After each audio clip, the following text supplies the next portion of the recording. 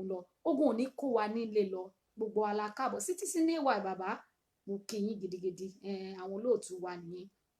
lórí ètò bàbá Erinle gbogbo yín pátá ni mo kí ìyáálé mi àtàtà ọmọ ọlọ́ya mo kí yín ẹ kú iṣẹ́ takuntakun lónìí a fẹ́ sọ ọ̀rọ̀ pàtàkì o a fẹ́ sọ ọ̀rọ̀ pàtàkì mo sọ wípé kòkòrò tí ń jẹ̀fọ́ ara ìfọ́ òun ló wà ní ọjọ́ Saturday mo jáde síta ní last week Monday a sọ àwọn ọ̀rọ̀ kan nípa pé àwọn wo gangan ni ọ̀tá wa àwọn wo gangan ni wọ́n fi wá sínú ìgbèkùn àwọn wo gangan ló yẹ ká máa pariwo fún gbogbo ayé kí pé afẹ́fẹ́ ti fẹ́ o àti rí fùrọ̀ adìyẹ ẹ̀yin lẹ ń ṣe wá ẹ̀yin ni kòkòrò tó ń jẹ̀fọ́ wa ẹ̀yin lẹ ń jẹ mùdùmùdù ayé wa bẹ́ẹ̀ ni bàbá mi á dáa fún bàbá mi Lateef you are always on point Koiki Media gbogbo wọn ni mo kí àwọn tí mi ò rántí wọn ti ń bá mi kí wọn ẹ máa bá mi kí wọn o gbogbo mi yẹ anybody lẹ o bàbá David Aminti gbogbo everybody ẹ ṣeun gan ni lónìí ẹ wo ìpìlẹ̀ igi wọ́rọ́kọ́ tó ń da iná rú kí ni igi wọ́rọ́kọ́ tó ń da iná rú kí ni igi wọ́rọ́kọ́ tó ń fún gbogbo ọmọ Yorùbá ní wàhálà tó ń fún Biafra ní wàhálà tó ń fún àwọn Arẹwà ní wàhálà káti ẹ̀yọ́ tàwọn Arẹwà yẹn ti ẹ jẹ́ ká kọ́ sọ tàwa ti Yorùbá gangan àti Biafra tá à ń jà ẹ má bínú o torí àwọn kan máa ń ṣe ọ̀rọ̀ gbọ́ ìgbónára la máa fi ń sọ̀rọ̀ ẹ lè máa sọ pé no mention Biafra here ẹ wo ìjà kan náà lájọ ń jà kí ni igi wọ́rọ́kọ́ yẹn tó jẹ́ wípé ó dá wàhálà sílẹ̀ sí orílẹ̀-èdè Nàìjíríà gangan tí gbogbo ayé ọmọ Nàìjíríà tó fi rí rúdurùdu tí eku ò ṣe ké bí eku mọ́ tí ẹyẹ ò ké bí ẹyẹ mọ́ kò sí nǹkan kan míì ju 1999 constitution lọ ìwádìí ni 1999 constitution ẹ jọ̀ọ́ gbogbo ẹ̀yin èèyàn tẹ́ bá wà lórí program ló mú fẹ́ kẹ́ ṣe ká dé ṣe etí wa sílẹ̀ dáadáa torí pé ẹ wò téèyàn ò bá define ìjà tó yẹ kó jà tó bá lọ ń jà ìjà tí ò yẹ kó jà kò lè gba ìṣẹ́gun o kò lè gba ìṣẹ́gun rárá ṣùgbọ́n tẹ́ bá identify pé kí wá ní nǹkan tó fa ìjà yìí gangan kí ni igi wọ́rọ́kọ́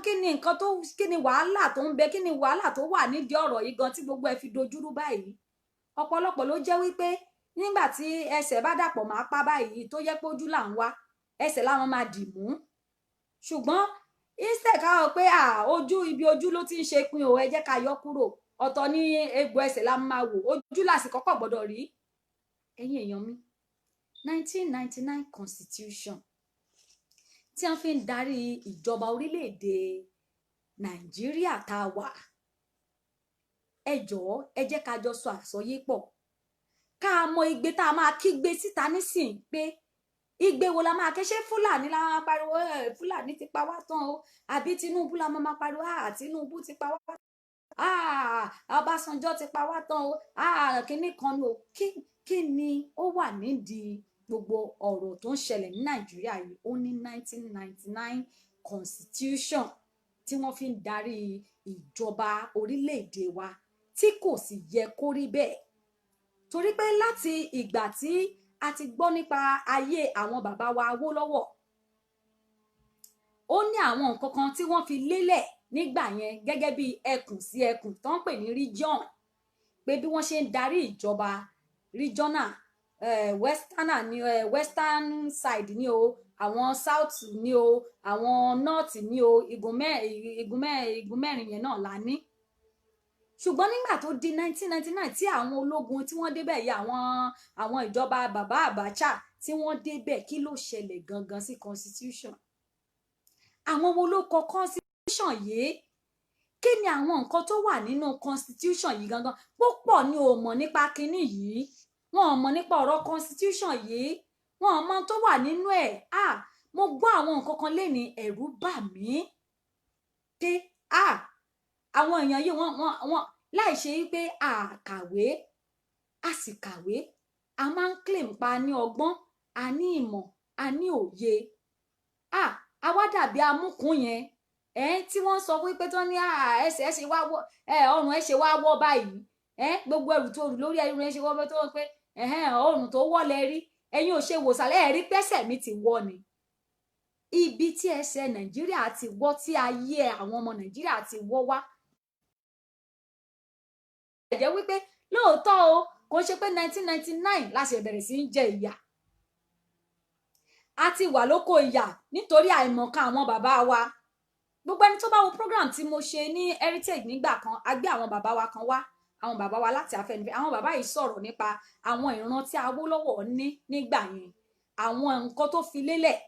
Àwọn èèyàn sì béèrè oríṣiríṣi question, àwọn nǹkan kan tẹ̀ wá tí mo tì sí wọn nígbà yẹn pé kí ló fà á tó fi jẹ́ wípé àwọn bàbá wa ṣé tòótọ́ ni wọ́n ta nǹkan báyìí, ṣé tòótọ́ ni wọ́n gbé nǹkan báyìí lé lágbájá. Wọ́n ní àṣìṣe ni, kò sẹ́ni tí ò lè ṣàṣìṣe torí pé àṣìṣe kò kọ́gbọ́n, kò kan mo kàwé jù, kò kan èmi ní smart person, kò kan ilé ìwé kan ni mo lọ. Ọlọ́run má jẹ́ ká ṣàṣìṣe ni, ṣùgbọ́n wọ́n ti ṣe, ó ti kó wàhálà bá gbogbo wa. Kí ni ọ̀nà àbáyọ? Kí ni nǹkan tó kù tá a fẹ́ ṣe? Ẹ̀yin èèyàn mi, 1999 constitution tó fi wá sínú ogun Fúlàní gangan, tó fi wá lé Fúlàní lọ́wọ́, ó ní agbára, ó lẹ́tìkẹ̀. Àwọn wo ni wọ́n kọ? Nígbà tá a rí constitution yìí, wọ́n ní kò tẹ̀ verbally bí wọ́n ṣe sọ pé we sign this thing kìíní kan, we people ni wọ́n kọ síbẹ̀. Ṣùgbọ́n ìgbà tí àwa máa ṣe ìwádìí, àwọn tí wọ́n kọ constitution kò tẹ̀ kí ń ṣe àwọn gangan, na discover pé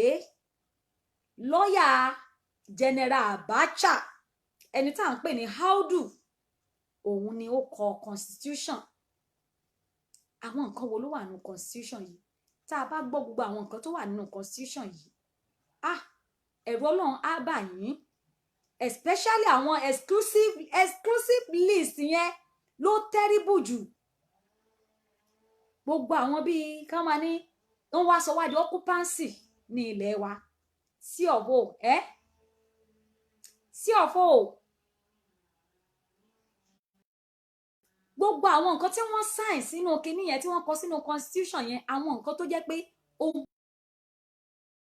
kúrò lọ́wọ́ wa, ó gba ilẹ̀ wa kúrò lọ́wọ́ wa, ó gba àwọn ohun ìní wa kúrò lọ́wọ́ wa, ó gba ìjọba kúrò lọ́wọ́ wa. Gbogbo nǹkan tá a fi ń dúró gẹ́gẹ́ bí orílẹ̀-èdè ló ti gbà kúrò lọ́wọ́ wa. Ṣùgbọ́n ìyàlẹ́nu fún wa ni wípé bàbá Ọbásanjọ́, bàbá èmi gbàdúrà fún yín o pé gbogbo tí ẹ ti ṣe sẹ́yìn, àtàṣìṣe ni o, àtèyí tó dára ni o. Lótìtọ́ mo mọ̀ wípé ẹ ń ka Bíbélì, ẹ sì ń sọ pé ẹ ka ọ̀rọ̀ Ọlọ́run. Ìwé Ìsíkẹ́lì náà ló sọ wípé bí olódodo tó bá yí padà kúrò nínú àìṣòdodo rẹ̀, níjọ́ tó bá dáwọ́ ti àìṣòdodo, gbogbo òdodo tó ti ṣe sẹ́yìn ni wọ́n máa gbàgbé.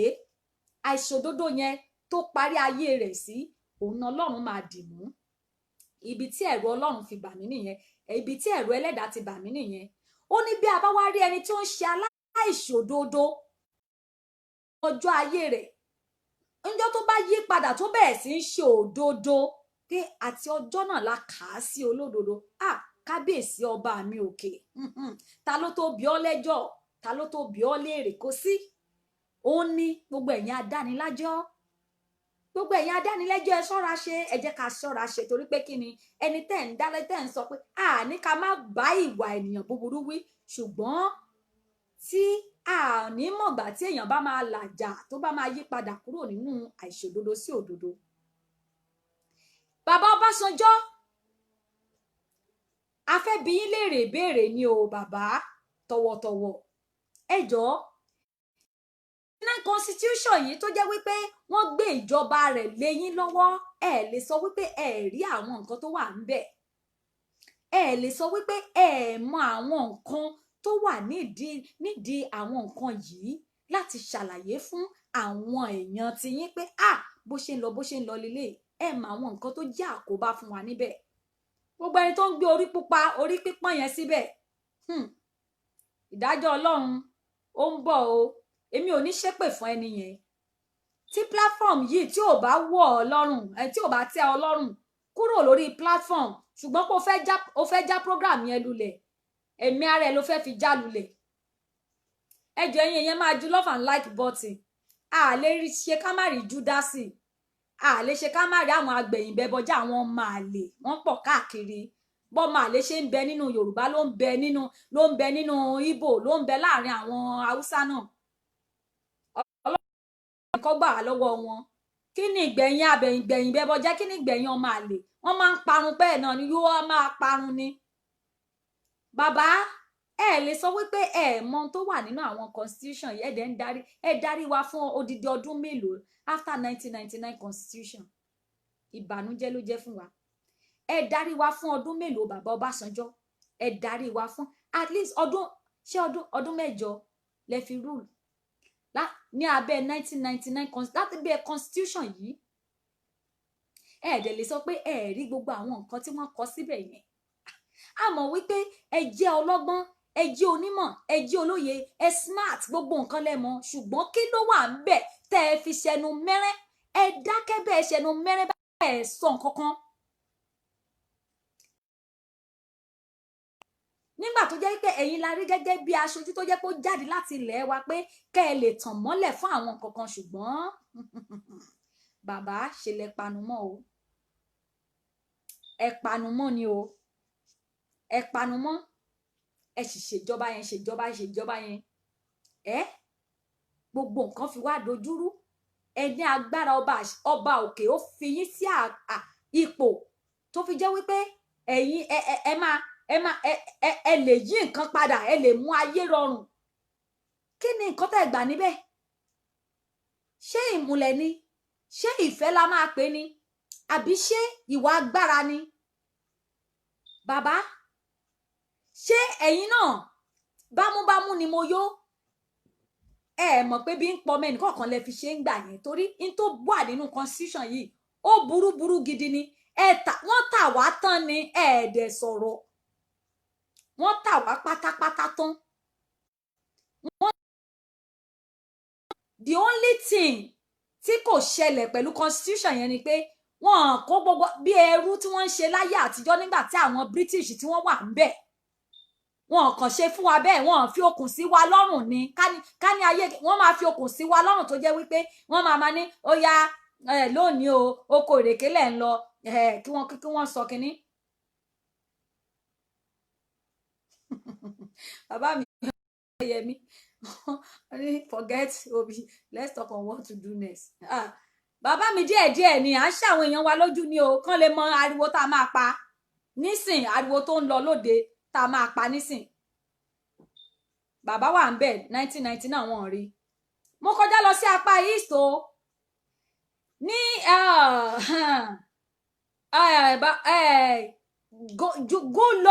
Goodluck Jonathan bàbá jẹ́jẹ́ bàbá tí ò fẹ́ wàhálà tí ò fẹ́ ariwo bàbá náà tún take over o fún gbogbo ẹ̀yin tẹ́ ń pariwo Goodluck Jonathan lóòótọ́ náyé Goodluck Jonathan there wasn't any oppressions like àwọn Fúlàní terrorizing us as much as they are doing today but let me tell you something Goodluck Jonathan òun náà rule with 1999 constitution kò dẹ̀ lè sọ pé òun ò rí gbogbo àwọn nǹkan tí wọ́n kọ sínú constitution yẹn kò lè sọ pé àwọn ò rí àwọn nǹkan tó fi jẹ́ pé wọ́n submit àwọn èèyàn wọn as slave to the northerners gbogbo wọn dákẹ́ òun náà rán ó ń ṣèjọba tiẹ̀ ó ń ṣe mi mọ̀ bí mo ṣe máa ṣe ẹjẹ ń sinmi kọ́ ni Ọlọ́run òun náà ṣàn pàchípàchí ẹ̀ òun náà wọ́n ti ń ṣe tiwọn báwọn ò tiẹ̀ fàjọgbọ̀n wọ́n ń ṣe tiwọn àwọn náà bẹ́ẹ̀ ni oko òrèké wọn kó wá lọ sóko òrèké ṣùgbọ́n ẹ má jẹ́ ń tàn yín wọ́n mú wa lẹ́rú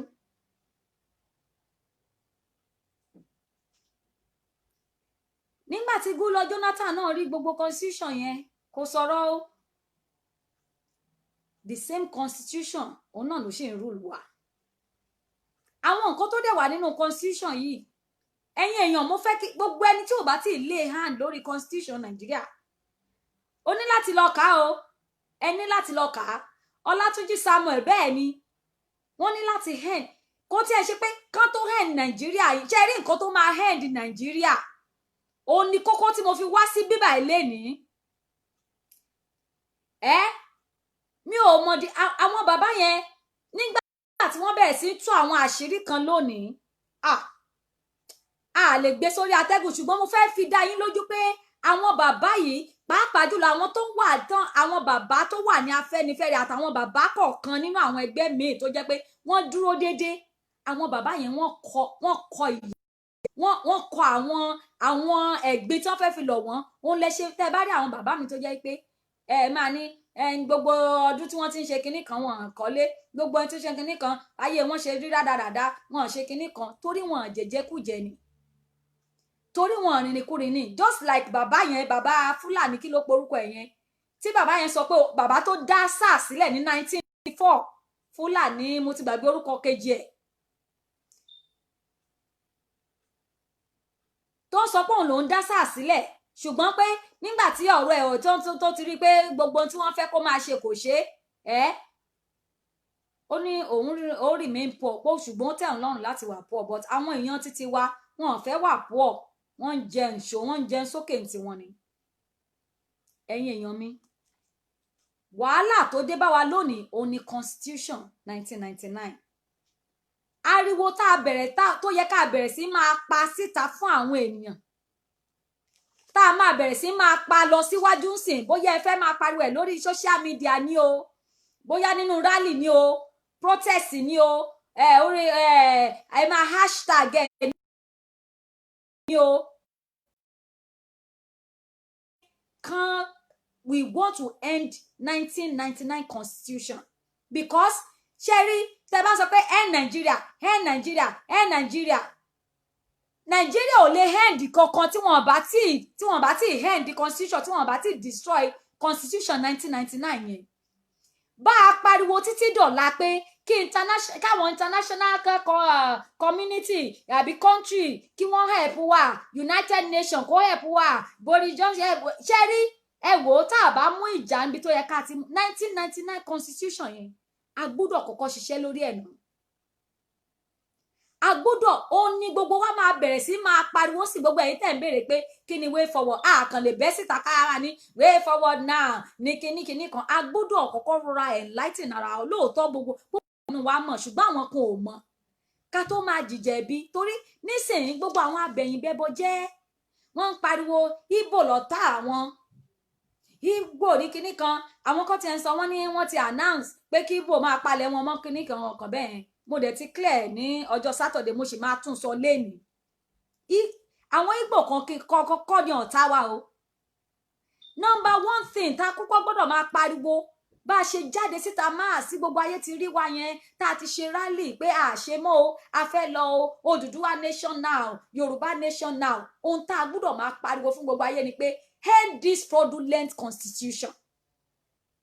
ẹnìkan sọ wípé ta ni ó kọ àwọn wo náà kọ constitution nínú constitution yẹn wọ́n kọ síbẹ̀ wípé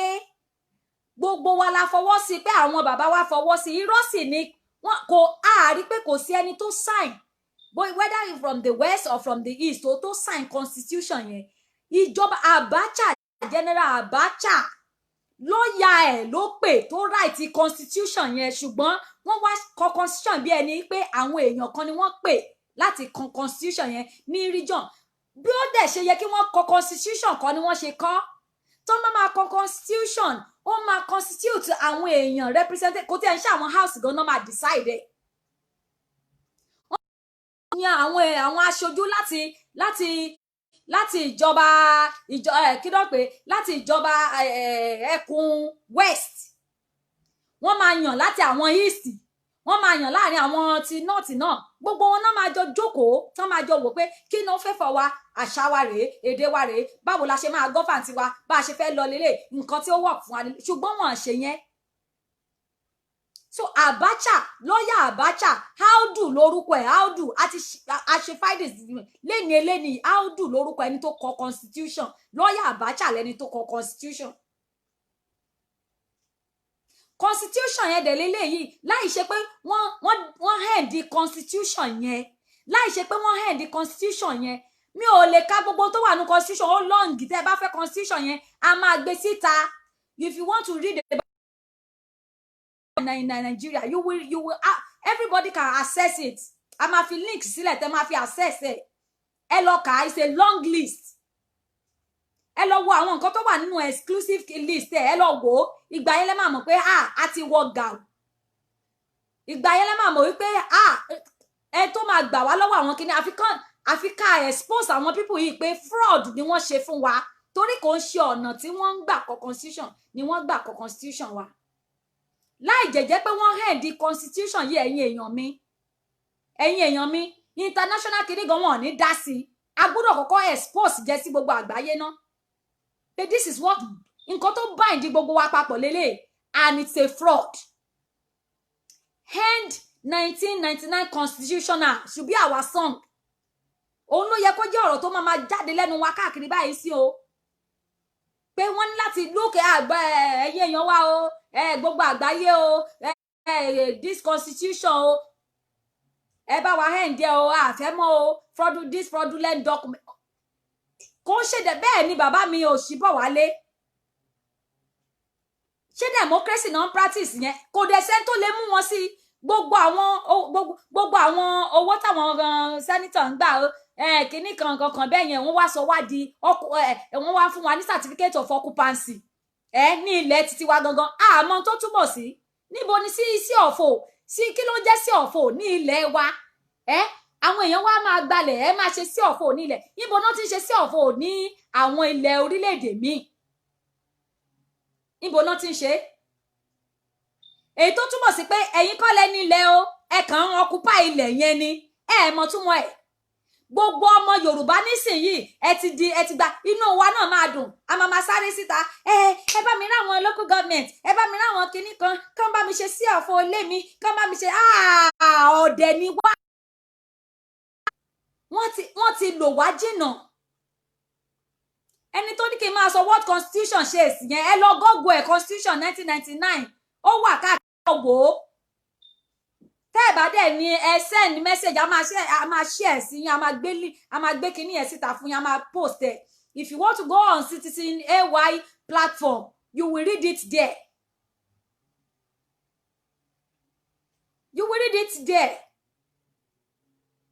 wọ́n ní ẹjọ́ lèèyàn máa ń kọ́ kó tó kọ́ ìjà you will gather your evidences you will gather it if you are going to fight you want to fight a battle you discover that something is not working for you have to look into it critically wọ́n wá sọ wá di wọ́n tún wá gbé nǹkan kan jáde certificate of occupancy yẹn àmọ̀túnmọ̀ tó jẹ́ àwọn máa rò pé bóyá àwa la nílé àwa kọ́ la nílé tá a kọ́ tó bá ti gba certificate of occupancy ara exclusive list wọn ní nínú constitution yẹn náà pé gbogbo ẹ̀ wà nílẹ̀ Yorùbá o tó ní ká ẹ máa gba sí ọ̀fọ̀ yẹn pé ẹ ń yá ilẹ̀ àwọn gbé ni ẹ ń yá ilẹ̀ gbé ni ẹ̀yin kọ́ lẹ ní ilẹ̀ yẹn ẹ̀yin kọ́ lẹ ní ilẹ̀ tẹ́ dúró sí ẹ̀yin kọ́ lẹ ní ìlú yẹn ẹ̀yin kọ́ lẹ ní orílẹ̀-èdè yẹn you are just occupying it a fún yín láyè láti occupy ẹ̀ certificate pé ẹ̀yin lẹ occupy ẹ̀ ni. ẹ̀rí tó ń gbé water bill dé ẹ̀rí tó ń gbé rúgàdé tó ń dictate oríṣiríṣi èmi ò lè ìgbà tí ẹ bá ka constitution yẹn tó bá yẹ yín fúnra yín lẹ máa faríyá tẹ máa bọ́ síta tẹ máa bọ́ sí gbòòrò pé we no longer going to take this constitution ìyà tó kó wá sínú wàhálà ni 1999 constitution that was done by General Sani Abacha's lawyer. àwọn Biafra disco wọn mọ̀ ń pa kinní yìí àwọn kọ̀ọ̀kan ni wọ́n mọ̀ ń pa kinní yìí ẹ rí pé wàhálà wọn pọ̀ a máa ní wàhálà tí wọ́n ti ẹ̀ pọ̀ jù ṣe kinní kan because wọ́n tètè ojú wọn ṣí sí òtítọ́ ṣùgbọ́n àwa Yorùbá a máa argue ni a máa sọ òyìnbó yẹn ni a máa ní no ṣùgbọ́n ẹ rí àwọn bàbá wa tí wọ́n mọ̀ wọ́n tọ̀ pa torí ìjẹkújẹ tí wọ́n máa jẹ torí ayé kí láyé yìí tí wọ́n fẹ́ dì mú tí wọ́n fi sọ pé kí ayé kó nira fún gbogbo citizens tó wà lórílẹ̀‐èdè Nàìjíríà. Àbá ẹ bẹ̀rù Ọlọ́run fa, ẹ bẹ̀rù Ọlọ́run ni, ẹ bẹ̀rù Ọlọ́run. Ẹ wá fi constitution ẹ fi gbogbo wa sínú ìgbèkùn. Kò sí bá a ṣe lè jà tá a jà tá a pariwo yìí. Àwọn bàbá tá à ń pariwo fún ẹ̀yin bàbá, ẹ̀yin kí ni wọ́n ṣe, iṣẹ́ wo ni wọ́n ń ṣe kinní kan. Wọ́n mọ̀ wípé àwọn òfin kan ti dè wá, wọ́n ti fi àwọn òfin kan dè wá nínú constitution yẹn tó fi jẹ́ wípé tá a bá ṣe mistake kan, gbé àwọn ìgbésẹ̀ kan, nígbà tá a bá dé ọ̀dọ̀ àwọn international kinní tá à ń ké sí pé kí wọ́n á gbà wá yẹn, tó bá ju constitution lẹ̀ báyìí wọ́n á dá wa lẹ́bi ní gbàgàn pé yes ó wà nínú ìwé kinní kan. Àfi ká kọ́kọ́ dissolve yẹn ná, ká kọ́kọ́ dissolve ẹ̀. Bẹ́ẹ̀ ni ta ló kọ constitution yẹn fún wọn? Kò ṣe pé orí wọn pé o, kò ṣe pé bóyá bàbá yẹn àwọn Sani Abacha àbí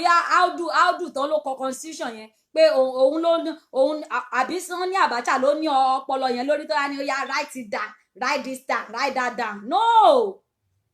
tẹ bá rántí broadcast mi ní last week mo sọ fún wa pé níjọ́ tí mo jáde yẹn mo ní ẹ máa hashtag ẹ kẹ́ máa pín káàkiri nísìn kẹ́ máa pariwo pé Boris Johnson let us go now, release us. Mo ń pariwo Queen of England àbí mi ò pariwo? Gbogbo àwọn tó ń rán yín pé Tinubu tó ń jẹ́ pé ìta Tinubu pé ẹ fi ẹ̀tẹ̀ sílẹ̀ à ń palàpalàpà, a fi ẹ̀tẹ̀ sílẹ̀ à ń palàpalàpà. Ẹ mọ̀ wípé wọ́n máa ń sọ pé àbọ̀ wá bá lọ̀rọ̀ àwọn kan pé sábà wo ìwọ́jà pariwo àfàbò à ń bọ̀ wá fàbọ̀ fún ẹ pé a máa fàbọ̀ lórí ọ̀rọ̀ lágbájá. Ó ní irú ọ̀rọ̀ àwọn bàbá aṣíwájú yẹn pé ẹ jẹ́ ká fàbọ̀ lórí ọ̀rọ̀ wọn, ṣùgbọ́n wọ́n ní ẹ jẹ́ ká lé ẹyọrọ́, wọ́n ní ẹ jẹ́ ká lé ẹyọrọ́ lọ ná.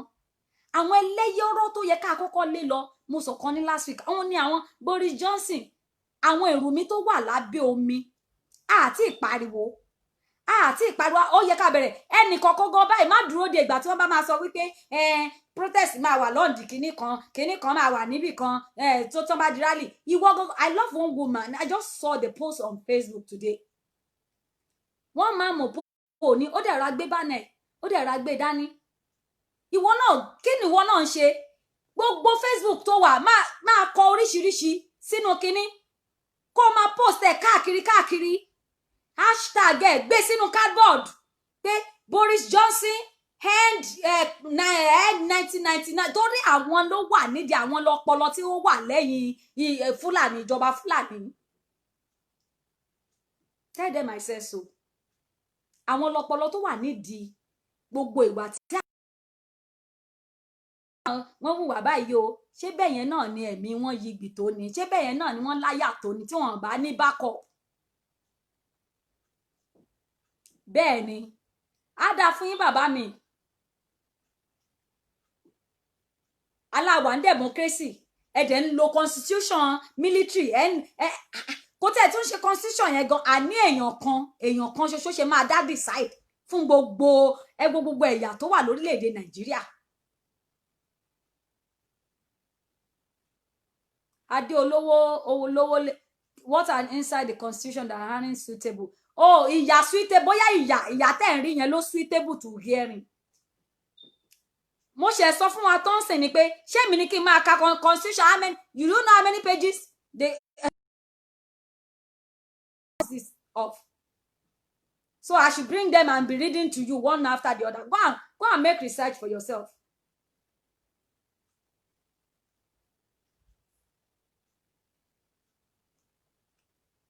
Ẹ jẹ́ kí gbogbo wa jáde báyìí.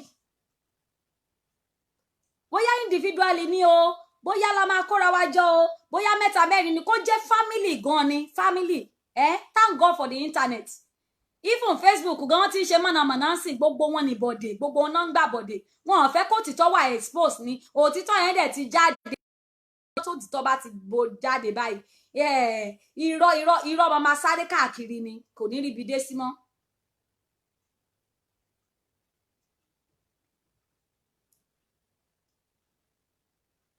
Bẹ́ẹ̀ ni bàbá mi kò ṣe àwọn nìkan mo kàn make example yẹn. Ẹ̀yin èèyàn wa ẹ jẹ́ ká máa fi ẹ jẹ́ ká máa fi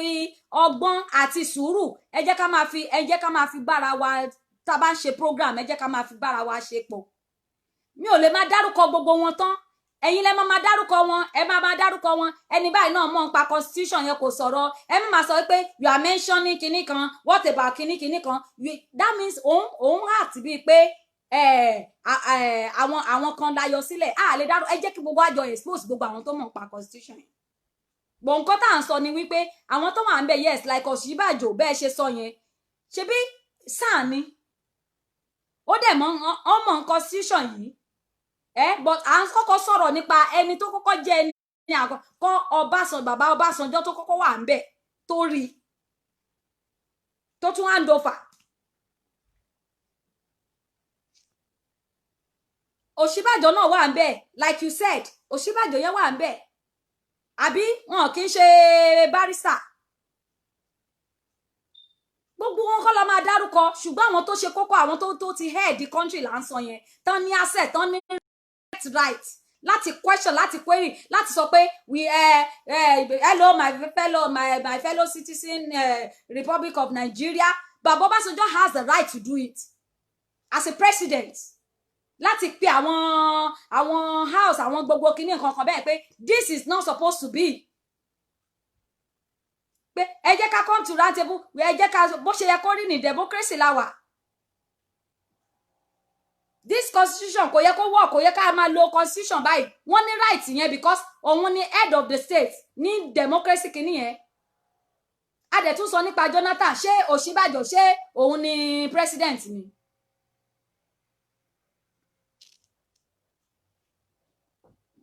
Now bẹ́ẹ̀ ni bàbá mi Taofeek genesis of our problem is this fraudulent constitution that is written by Abacha the lawyer of Abacha náà la máa sọ pé kọ which tó dẹ̀ jẹ́ wípé àwọn tí wọ́n fún wọn ní ọgbọ́n rádaràda tó máa fẹ́ fọ àwọn tó jẹ́ pé àwọn náà ṣiṣẹ́ fún ara wọn ni màá gbé kọ́ yín ẹ̀yin kọ́ là máa ṣí òpó sílẹ̀ ń sìn torí pé àwọn náà mọ̀ wípé àwọn ń jẹ wá àwọn ní ikún tó ń jẹ wá tó ń rẹ́ wá fínkín bí ikú ṣe máa ń jẹ àwọn èèyàn lẹ́sẹ̀ díẹ̀díẹ̀ tá máa fàtẹ́gùn sí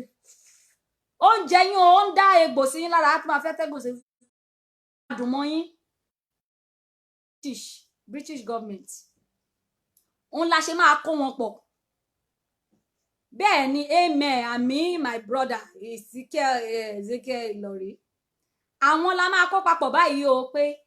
end 90 ẹjọ́ ẹ fi ba orí net ẹ fi ba orí social media jẹ́ gbogbo ẹ̀yin tẹ́ wà ní Instagram ẹ̀yin tẹ́ wà ní oní Twitter account ni o ẹ tweet ẹ hashtag ẹ bold anything gbé ya picture ẹ kó gbé dání báyìí kó máa share káàkiri gbogbo end constitution ẹ jẹ́ kí gbogbo àwọn tó wà lágbàáyé kí wọ́n rí pátápátá pé our constitution is fraudulent ẹ jẹ́ kí wọ́n rí bẹ́ẹ̀ pé we are not pé we don't know anything about it àwọn bàbá wa ní ìgbà tí wọ́n kọ kínní ìwọ̀n ọmọ pé àmọ́ kọ́kọ́ ń pa ẹ̀ o àwa Mr. Adio tì mí lẹ́yìn next náà ni pé ẹ jẹ́ kí gbogbo wa tú síta ká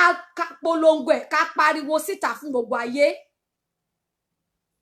pé àmọ́ nípa constitution yìí ara rísì tá a ṣe fẹ́ lọ nìyẹn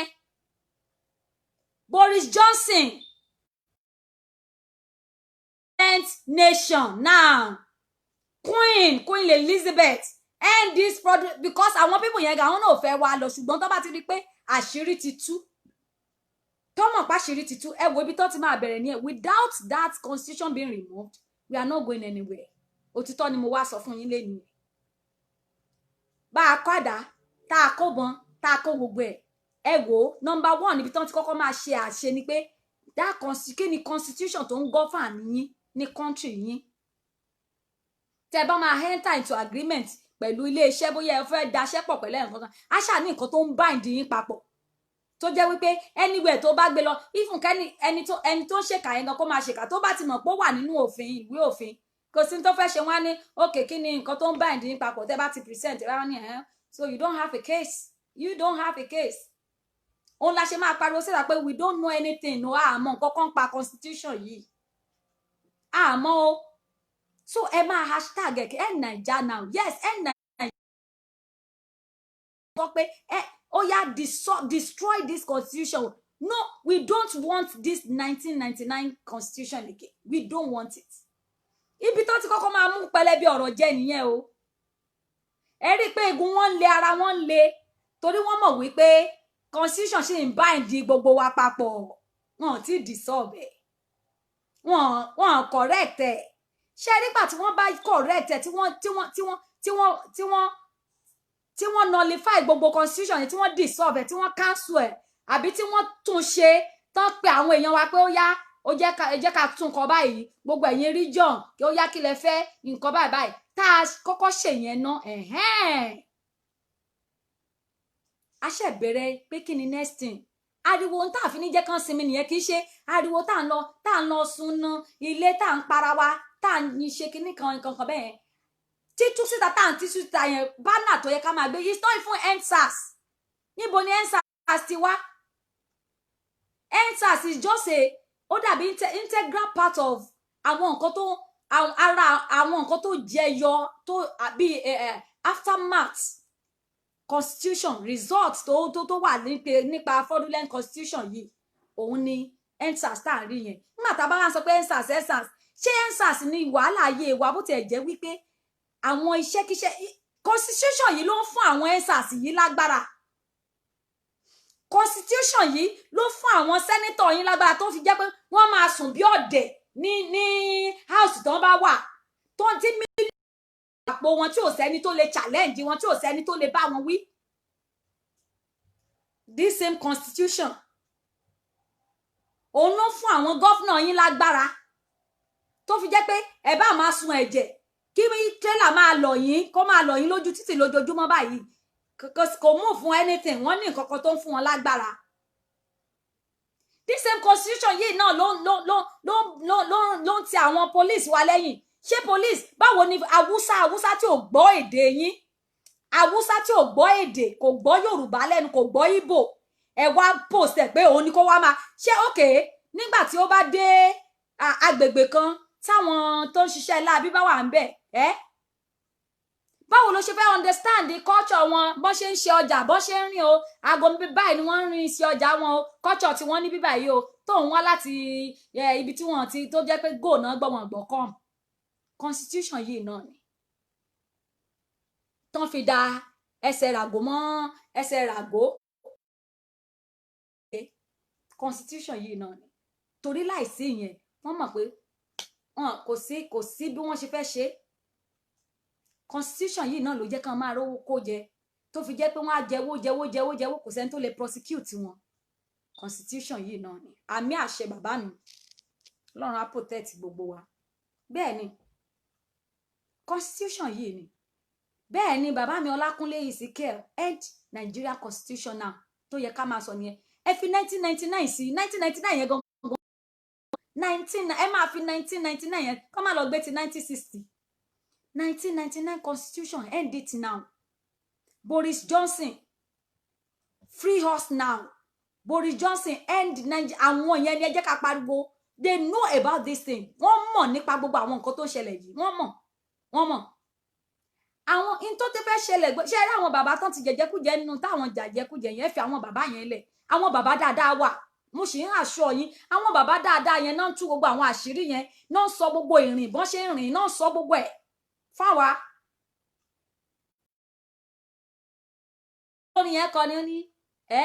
ariwo kọ́ ni music o MC Barren ló máa ń pariwo MC Barren ló ń pariwo tòótọ́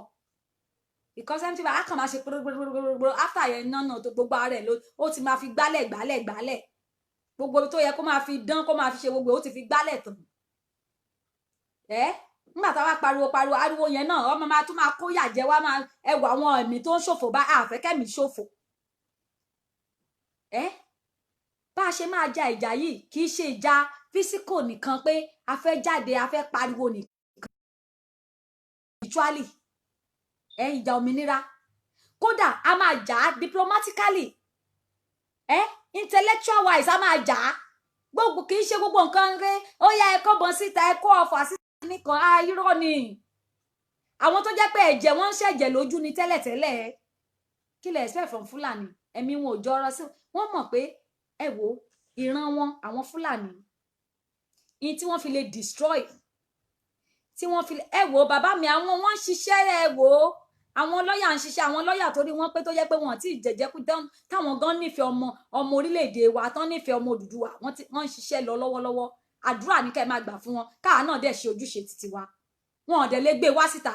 torí ẹ̀ la ṣe ń pariwo gbogbo àtà ń pariwo àwọn bàbá yẹn ò ní wá síta wá sọ̀rọ̀ wọn ò ní ṣe kinní kankan bẹ́ẹ̀ yẹn ẹ má táàbà ẹ wò ó nínú gbogbo àwọn tá à ń sọ̀rọ̀ yìí náà ṣebí aṣáàrá àwọn kọ̀ọ̀kan nù wọn tí wọ́n ń jáde tí wọ́n ń sọ̀rọ̀ ara àwọn kọ̀ọ̀kan tó ń jáde tí wọ́n ń sọ̀rọ̀ bàbá Adébánjọ ó ń gbé wá ó wá sọ̀rọ̀ bàbá Fáṣọrántí ṣe bóun ló káńtà ọ̀rọ̀ àtọ́ ní káwọn Ìgbò yẹn kán máa lọ nígbà tí mo gbọ́n tó ṣẹlẹ̀ sí bàbá yẹn at 74 years old nígbà táwọn ìjọba yẹn gbé tí wọ́n fẹ́ fún lówó tán fẹ́ bribe tán ní tí kò bá dá sí tún àwọn nǹkan táwọn máa ṣe fún mọ́mọ́ náà ṣe so bàbá yẹn kọ́ bàbá 74 years old wọ́n hàn gẹ̀ wọ́n wá shoot sporadically sí gbogbo every angle ẹsẹ̀ wọ́n fi ṣe wọ́n fi èèyàn mọ́ọ̀kì èèyàn tó fi ń ṣe lẹ́yà láì ṣajá ni wọ́n so mọ́ọ̀kì èèyàn mélòó ló máa rí bàbá ẹ̀ tó máa ní kán máa ṣe bàbá òun bẹ́yìn bàbá yẹn náà pa ọmọ ẹ̀ yẹn o iṣẹ́ tí bàbá yẹn dẹ̀ ń ṣe lábẹ́lábẹ́ nígbà tá a gbọ́ báyìí ẹ̀rù bà wá pé àwọn bàbá kan sì nífẹ̀ẹ́ wọn lè máa jáde síta torí pé a lè máa tora wa sí ọwọ́ ọ̀tá ká máa túnra wa ká máa tún fira wa pé ariwo tá à ń pa ń gbà mí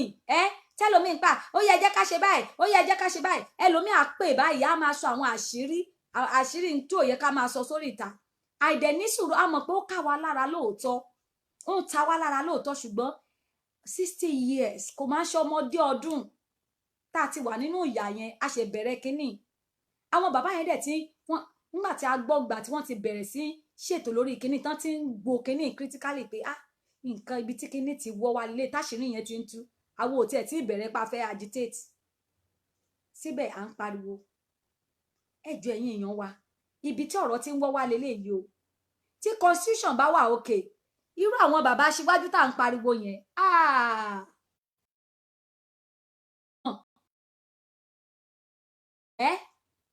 ẹ jẹ́ ká bẹ̀rẹ̀ sí ń pariwo ẹ̀ síta ń sìn ẹ jẹ́ ká bẹ̀rẹ̀ sí ń sọ síta ń sìn pé kan end 1999 constitution now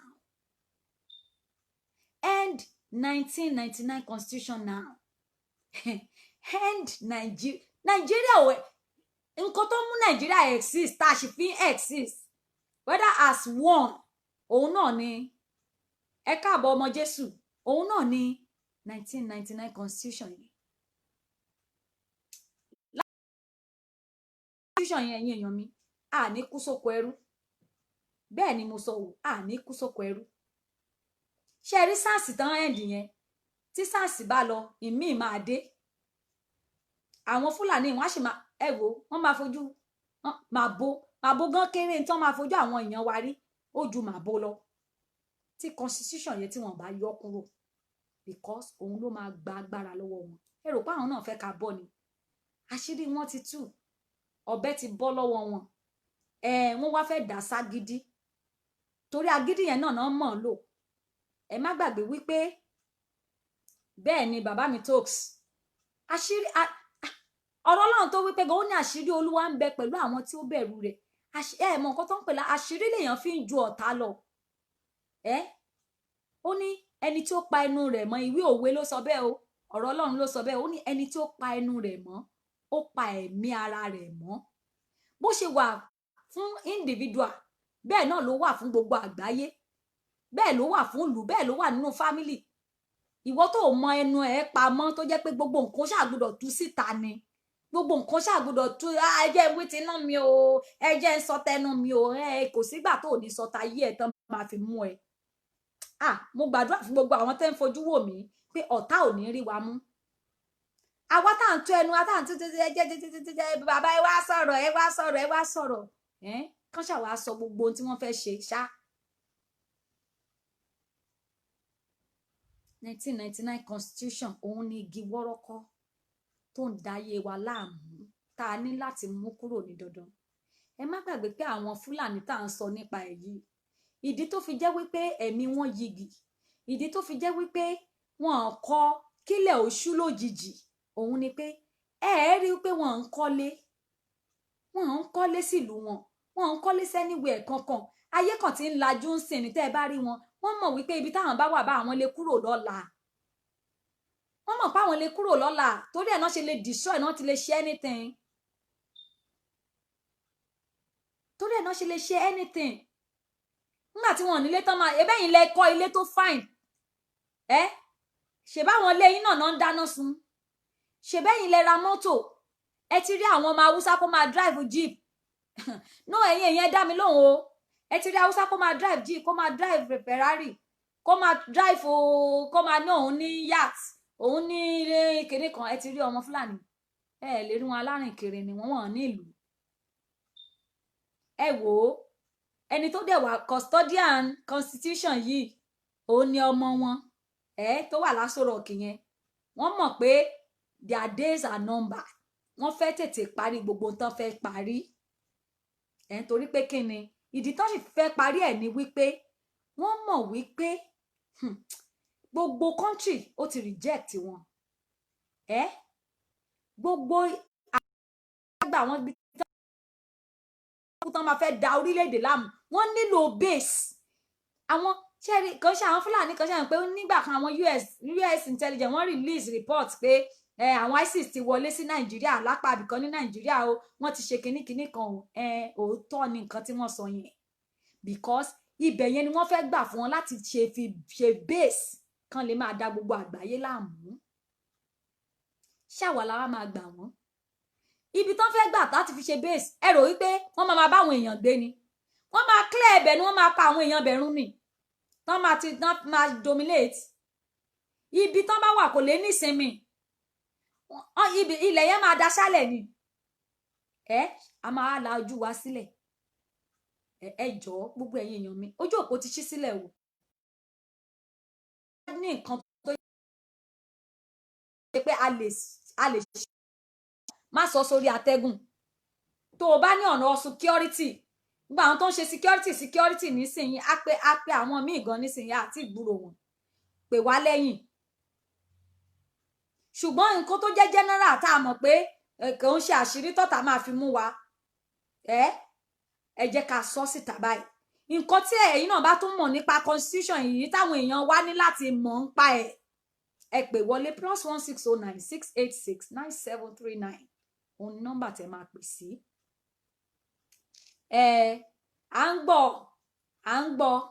ẹ̀gbọ́n tó ń sọ wípé wọ́n ní àwọn èèyàn ti sọ pé kán lọ wo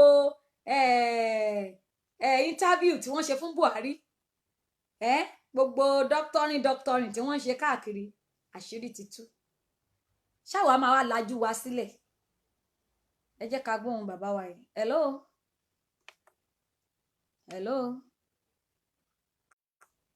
hello ẹ kú iṣẹ́ à ń gbádùn yín ẹ káàsán bàbá mi à ń gbọ́ yín o à ń gbọ́ yín ẹ ṣeun. ẹ wò ó ẹ kú iṣẹ́ takuntakun Ọlọ́run á kọ́ wa mọ̀ ọ́ ṣe àá ṣe é débi èrè ilẹ̀ Oòduà yìí lágbára Ọlọ́run ojú gbogbo wa ló máa ṣe àjọ jàǹfààní ẹ̀ ni. ṣe rí mo fẹ́ pè yín ṣàkíyèsí kan ni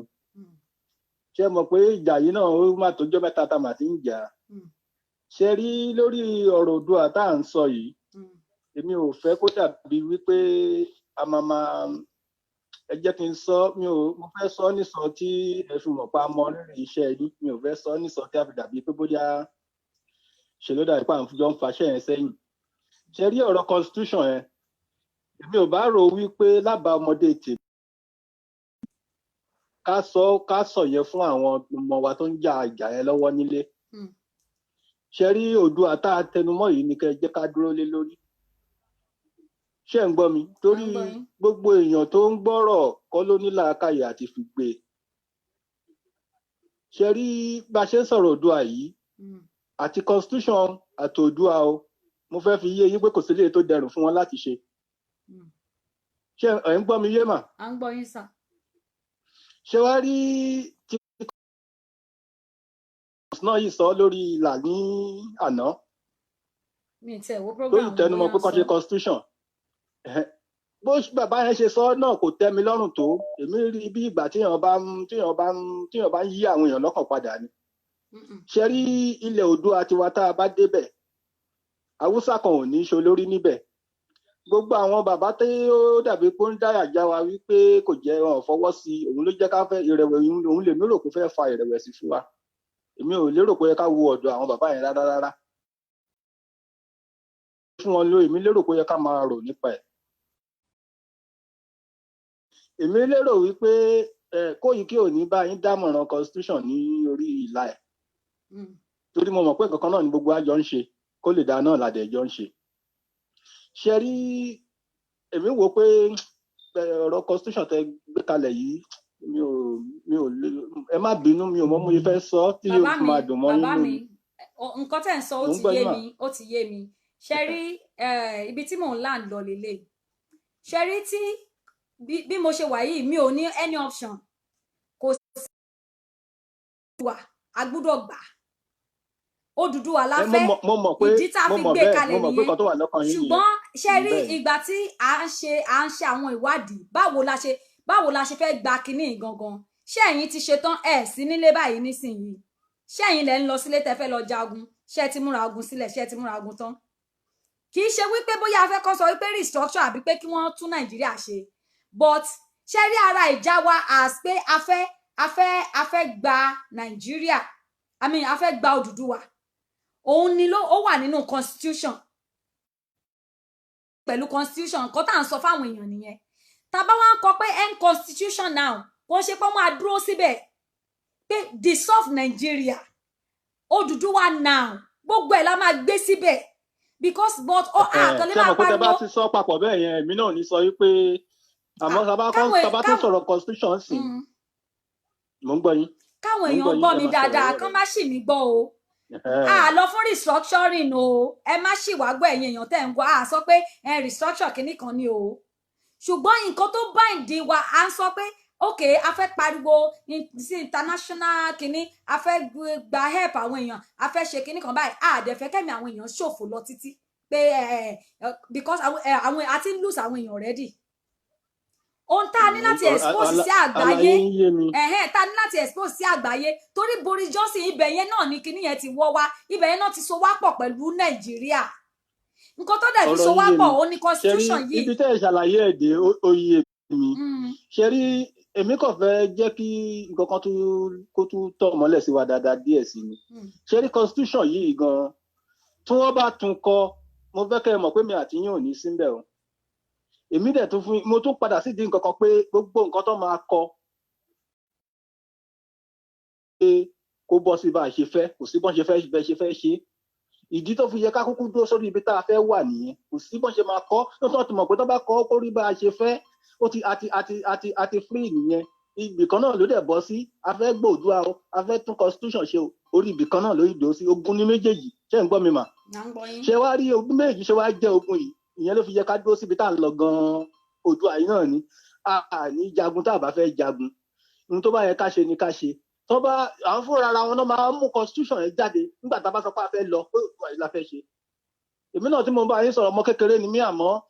mo ti ń wo 50 so èmi gbogbo ojúmọ́ lèmi náà fi ń fọgbọ́n orí ro gbogbo ẹ̀mí ò ń sùn lórí láyìn kò sí nǹkan tó ṣẹlẹ̀ tí mi ò mọ̀ so kí ni mo fẹ́ fàyọ ni wípé sàn láàrin ajé ní mú ní pẹ́kọrọ òkèèrè lójú jíjìn náà ti ń mẹ́kún fún un tó bá tòkèèrè ká tètè yá tẹpá mọ́ ká má yà sọ́tún ká má yà sósìn because ibìkan náà ló máa kú sí o. ẹ ṣeun bàbá mi a ti gbọ́rọ̀ yín a ti gbọ́rọ̀ yẹn ṣe so àfikún tèmi nìyẹn. ẹ má bá a lọ.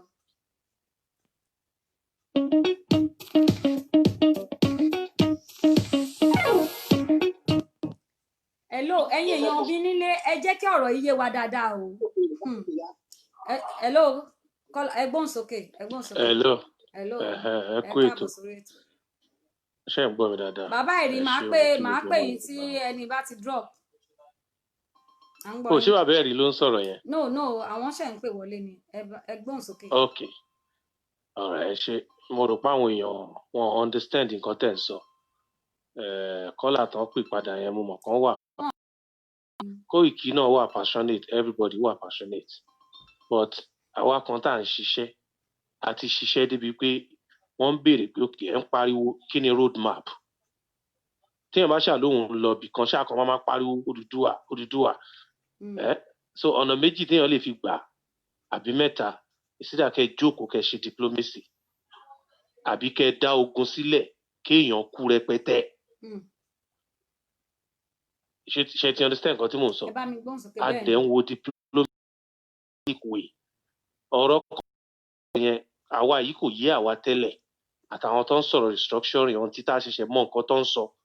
bóyá n tó ń rò ní pé wọ́n ní kán lọ jókòó kán lọ tún constitution ṣe no nǹkan tó ń sọ pé ká fight fún sí ni pé the only Nàìjíríà tẹ́ ń sọ yìí gan tẹ́ ń pariwo yìí gan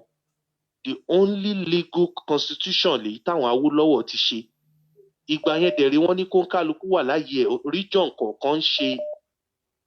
ìlú ẹ̀ ni so nǹkan tán fọ́ọ̀mù tó wá sọ di pé wọ́n ní Àbújá wọ́n ní central is fake àwa kọ́ la kọ́ so tán bá wá sọ pé ìwé tó sọ di system tí wọ́n fi ní central body yìí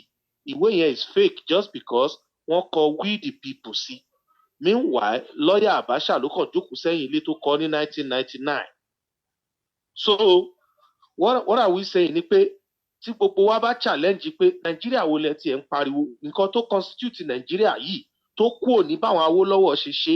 àwọn wo náà kọ́ so ìjọ tó bá dẹ̀ ti lè fight yẹn pé n tó constitute ẹ̀ ta fi ń ṣe bá ṣe ń ṣe yìí tán fi create gbogbo state tán fi ṣe ogun tán ń ṣe àti gbogbo irọ́ tó kọ síbẹ̀ tán bá ti lè discover yìí pé is fake is not valid because wọ́n kọ we the people àwa dẹ̀ kọ́ la kọ́ ìjọba ológun ló kàn yan èèyàn kan tó ní kó kọ́ on behalf of the people tán dẹ̀ gbórúkọ wá sí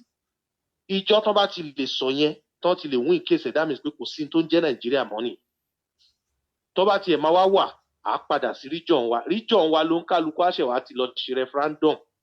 ó ṣe kó máa kọ constitution mi o for this Nigeria because there's no such thing wọ́n fi tipá mú wa pẹ̀lú nǹkan tó ń lọ ń sìn wọ́n dẹ̀ kọ constitution tó bind wa láì ṣe pa àjọkọ láì ṣe pa àgbà sí so ọ̀rọ̀ yẹn táwa understand nínú kinní yẹn nìyẹn o because àwọn tí Odùduwà mú lọ́kàn tó mú lọ́kàn tí wọ́n bá ń gbọ́ wọ́n máa rò pé wọ́n sọ pé kán lọ ṣe constitution ni no nǹkan tá à ń sọ ni pé Nigeria is not valid the constitution tó constitute gbogbo ìjọba àti tọbásanjọ́ àti gbogbo ń tán ṣe not valid kò ń ṣe bọ́n ṣe ń ṣe constitution nìyẹn ẹ wo constitution America wọ́n máa ní we the people àwọn náà kọ síbẹ̀ pé we the people àwọn people o the only constitution that exists was the time of Awólọ́wọ̀ tó dẹ̀ clearly state pé kí region kọ̀ọ̀kan kọ́